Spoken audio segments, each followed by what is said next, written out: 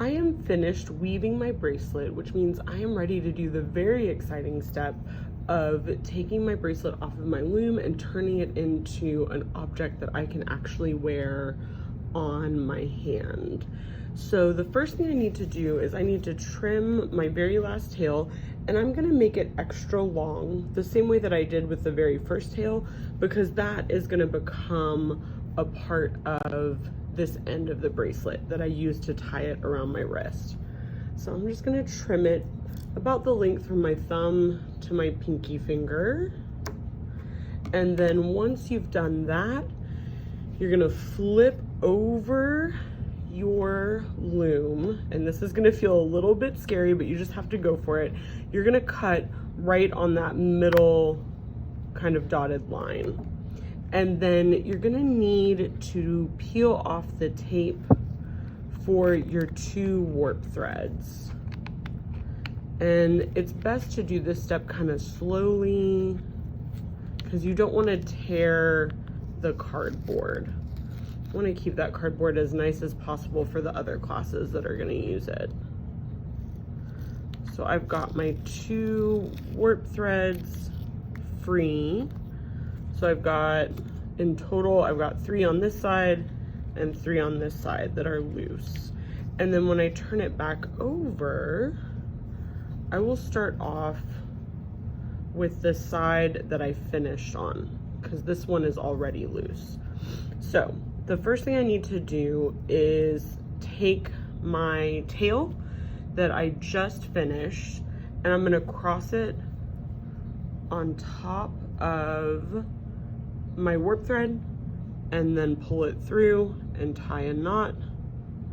And for every single knot that we do for the rest of this project, you're always gonna tie it 2 times. That's gonna make sure that your project is secure. So I double knotted those 2, and then I'm gonna do the same thing with these 2 warp threads. Tie a knot once, and then tie a knot twice. Once I have those 2 sides double knotted, then I'm gonna take those threads in my hands like this. So I've got 2 in one hand, 2 in the other hand. And I'm gonna do the same thing again. I'm just doubling up. So I'm crossing it over, pulling it through. There's my first knot, crossing it over, pulling it through. There's my second knot. So now my weaving is secure right here. I've tied it really tight and secure so that that weaving isn't gonna come loose. You're gonna do the same thing on the other side, and for that you're gonna need to make sure and untape this tail that we started off with. It's the one that probably you taped in like a loop-de-loop. So I'm gonna very carefully peel that off.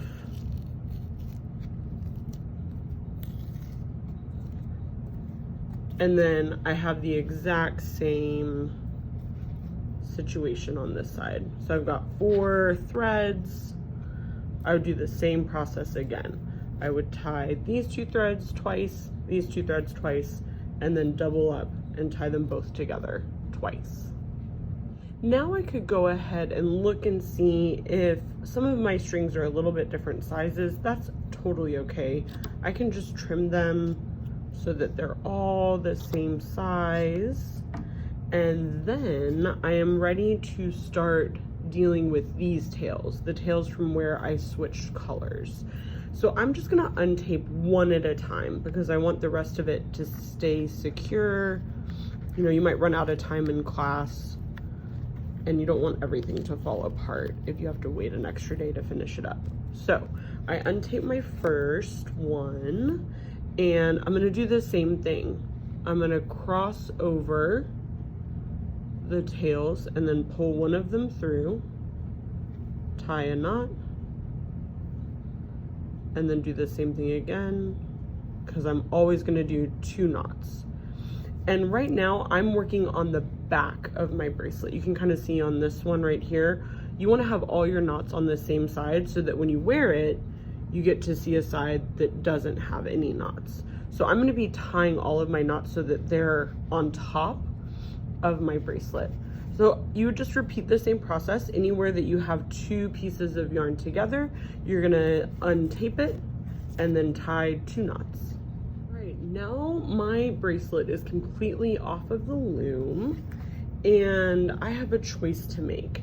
There is a quick and easy way to finish your bracelet, and that quick and easy way is to just cut off the edges of the knots. The downside to that method is that you're still going to be able to see the tails. So even when you're wearing the bracelet, there's going to be these little parts that pop out. And also it makes the bracelet less secure because eventually that knot could come undone and then your weaving would start to come loose. The other way of doing it is to weave in the ends of your bracelet. So I'm just going to show you how to do both of those, and then you can decide which way you would rather go with. So if you're going to trim off, if you're going to do the easy way, you need to make sure and not cut right next to the knot. If you cut right next to the knot, that knot is going to come undone really quickly and there is no way to fix it because there won't be enough string left to retie a knot. So you need to leave a little tail on both sides like that.